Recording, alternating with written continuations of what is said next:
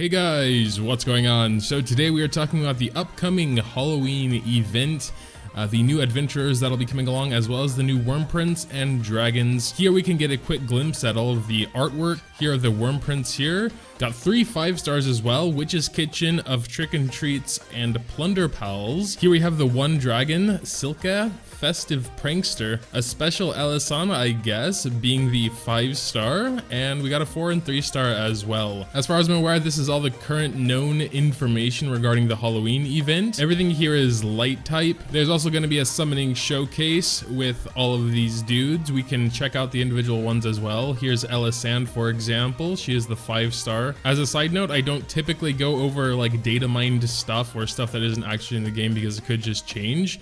But this is pretty exciting. You know, Dragalia is still a pretty fresh game, and talking about only the second event to come is pretty exciting for me, so I'll take a chance and see if everything is the same. But here we can start with Elisanne, the 5-star.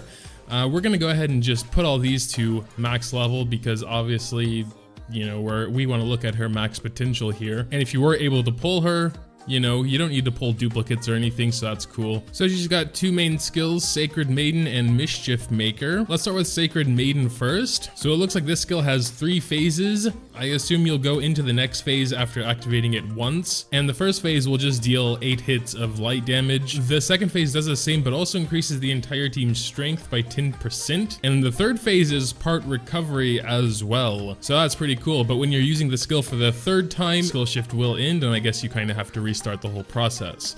Overall though, it does sound like a really good skill. The second skill is much more basic though. It just hits 10 times and refills 500 SP, which is pretty good also. It does need 5200 though for being overall sort of weaker DPS if we're looking at the percentages there. The co-ability is HP. Typically I would rather have damage or strength, but I don't think it's a huge deal either way. Over here we got her abilities, skill damage, curse resistance, and gauge accelerator. As far as I know, curse is basically the equivalent to silence in like most other games where you just can't use your skills.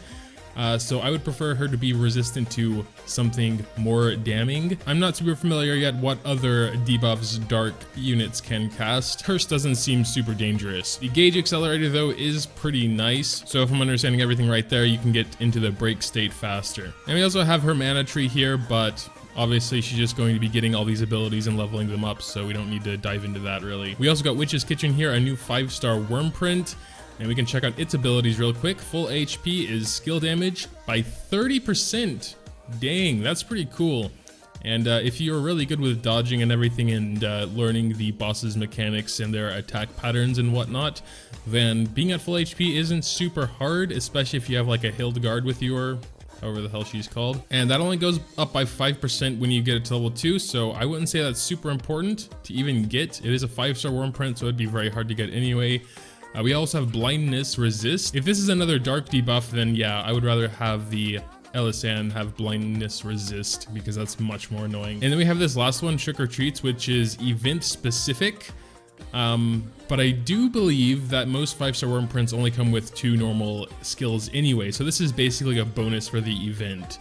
So I wouldn't be like, oh, well, these worm prints are going to be useless after the event anyway. No, I don't believe that's the case.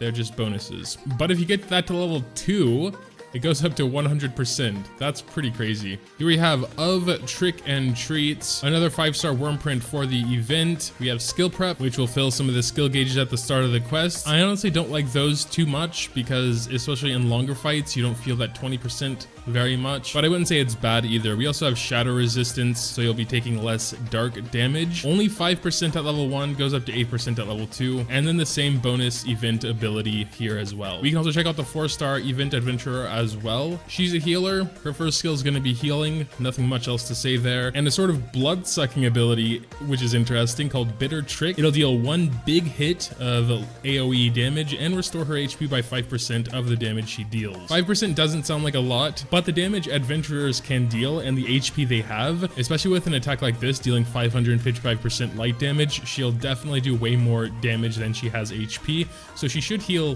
quite a bit. I would say maybe 15-20%. Perhaps even a little bit more. It does cost almost 10,000 SP though. The co-ability is pretty usual, just increases the healing potency. So probably just for herself since there's usually not going to be more than 1 healer. Taking a look at her abilities, we got Skill Prep.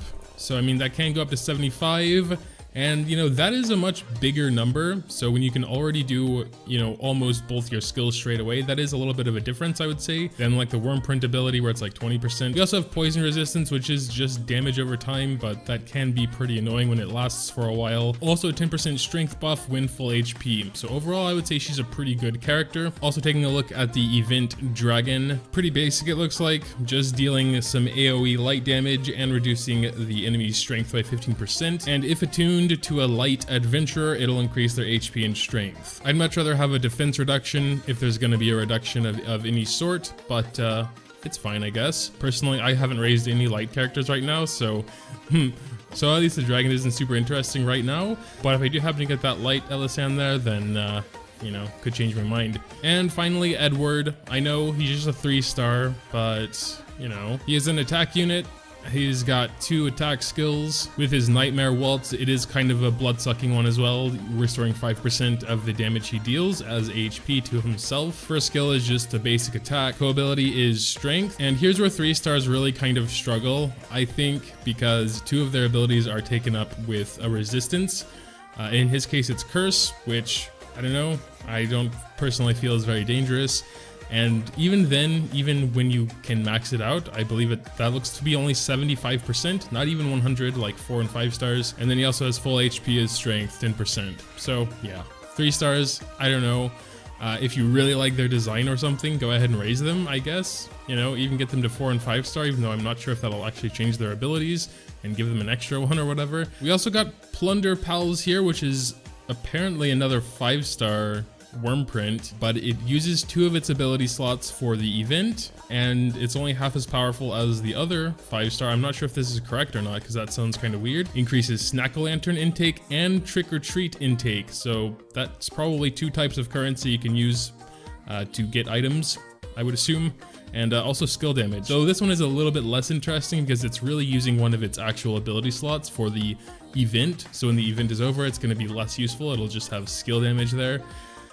But yeah, the 4-star Wormprint is pretty much more of the same. Got skill damage, 50% here.